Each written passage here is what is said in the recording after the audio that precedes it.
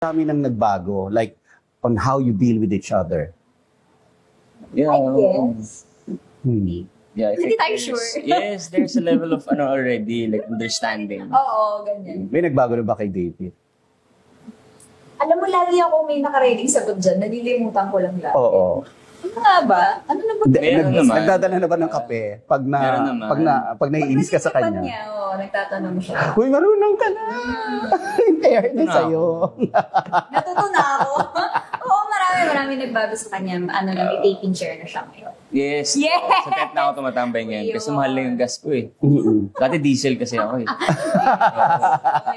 Nag-invest na lang siya sa baby. Oo. Pero of course yung sabi ko nga no, parang ang dami na ikaw Barbie, stable ka naman sa ganung part na yung acting mo has been pristine, has been flawless ever since. Si David talagang nagbago. Ako lang to. Oo nga eh. Kalma lang tayo. Pero kayong dalawa, what do you think makes you click? Kasi sa totoo lang hindi ko in-expect yung love team na to. Hindi kahit sino naman ang partner kay Barbie, mag-click, magaling siya eh. Oy. Sa tingin mo Barbie? Siguro kasi si David ay ano siya nonchalant. So, yeah, katulad ngayon, kahit everyone around him is praising him, hindi niya pinapaabot sa ulo niya. And he's more focused on improving his work, his craft. Kaya nakikita mo rin sa kanya yung willingness niya. Very demure, gano'n. Very demure, very cutesy, very mindful. So, Totoo feeling yun. ko yun. Kasi feeling ko naman kung sino mang love team or partner na nasa katayuan ni David ngayon at hindi ganyan yung upbringing, feeling ko somehow babagsak eh. Kasi nga masyadong pinapaabot sa ulo. So what's good about him is he stays grounded, he stays focused, focus sa goal, wow. Yun. So, Yun tayo. feeling ko yun din. And also,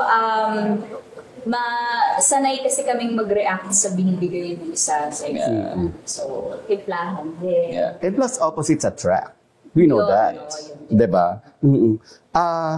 You know, I posted something last week and grabe yung grabe yung naging engagement on how you prepare for a kissing scene. Ay, just ganun. Oo nga eh. Ha? Marami? Marami na? Nagbabash. Bakit? Hindi daw ako magaling na actress kasi hindi daw ako nagpapakiss.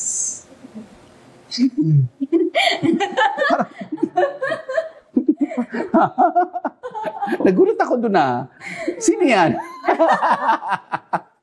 Ayun pala yung batayan. Right? Oo, pero like, syempre, when I was watching it, alam ko naman na hindi tatama, di ba? Pero kilig na din, di ba? So, ano ba gusto niyo makita, di ba? Okay na yung implied, pero yung ganon ka-delicate na eksena, how do you prepare for it? Pero hindi, emotionally, how do you prepare? Emotionally, ako, honestly, hindi naman mahirap i-motivate emotionally kasi very obvious yung love ni Adelina and ni Hiroshi for each other. So, lamanan mo lang talaga yon ng restraint and yung pagiging forbidden kasi hindi talaga sila pwede. Yun, so parang yung gano'n, yung gigil talaga eh. Yung bakit, naging magkaibigan tayo dati, pero bakit hindi natin pwedeng mahalin yung isa't isa. Yung alam mo yung gano'ng pakiramdam na may mga tao na isa lang ang nagmamahal. Yung isa hindi na mahal yung tao. Pero ang kaso kasi dito, parehas namin mahal yung isa't isa, pero bakit hindi pwede? Game na game din ang Barda na kumasa sa challenge natin, ang How Well Do You Know Each Other Challenge. Okay, kailan Timer ba to? tanungin ko muna si David. Sige. Kailan ang birthday ni Nako, Barbie? patay. Nako, patay. August 32. Wait lang. Barang, ano June ba 5. yan? February 10? August. Wala ka regalo sa kanya ng birthday niya. August. Oh my God. Oh, si Ret. Ba't wala ko natanggap? Na regalo? Nahiya ako eh. Ay, Ano nga? pwede naman humabol. Shy. Shy ako eh. Ang birthday niya ay... Ay, July. July. 1. Ayan. Oh, ito. Pero okay lang yun. Yung August 10, dapat mo rin namang maalala dahil sweldo yun. Birthday ni David. Hindi ko pala alam. Po, June 15. Alam niya? Siyempre, Ay, kasi women nakalimutan ko eh. remembers Mm. everything. Women remember everything. Okay, anong madalas na social media ang gamitin ni Barbie? Instagram. Instagram, pag mag-post siya ng brands, sa close friends niya. Kapag friend. Tama. Tama naman. Tama. Kapag friends, you know. So, tama. Oo. Oh, okay. Tapos, Tapos na eh. Okay na. TikTok. Tama. Kapag mag-post din siya ng brands, o kaya she feels pretty that day. Yeah. Tama. May tama? May tama? Yes, you are Yes. tama. So, she feels pretty that way? That day? Yes. Hindi ba araw-araw? Minsan, Hindi, syempre may isa tamad siya, pagod siya. Pero that day, post siya may ng- effort tayo. Oo, may effort. Tapos, Twitter naman, mag-promote Madami Promote, siya ng GMA muna. GMA muna. Diba? Hashtag GMA Prime. Memorize ko na yan.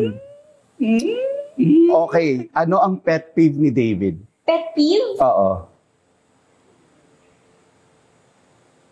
Hindi ako sure, pero feeling ko yung hindi nakikinig sa sinasabi. Parang, kasi makukwento siya, maniwala man kayo sa hindi. So, gusto Totoo niya. ba? So, feeling ko gusto niya ng good listener. So, kung hindi yon, feeling ko ayaw niya. Parang gusto niya yung nakikinig sa kanya. Ganyan. Kasi inuulit niya yan, nililinaw niya na hindi, ang ibig ko sabihin ganito, ganyan. So, gusto niya talaga na makinig ka. Pag hindi, parang naano siya. Tama naman. Tama ba? Pero hindi ako sure. Napansin Okay. ko lang. Kung hindi kayo artista, dalawa, sa tingin mo ano si Barbie ngayon? Nasa Chicago. Bilang US citizen, charot. Bilang psychologist. Wow! Diba? Totoo ba? Totoo ba? Binala. Oh. Hindi mo masamang mangarap. Yeah. Okay, si David. Kung hindi siya artista ngayon. Given naman na yun. Feeling ko, bukod sa businessman, kasi businessman ka na rin ako. Basketball player. Tama.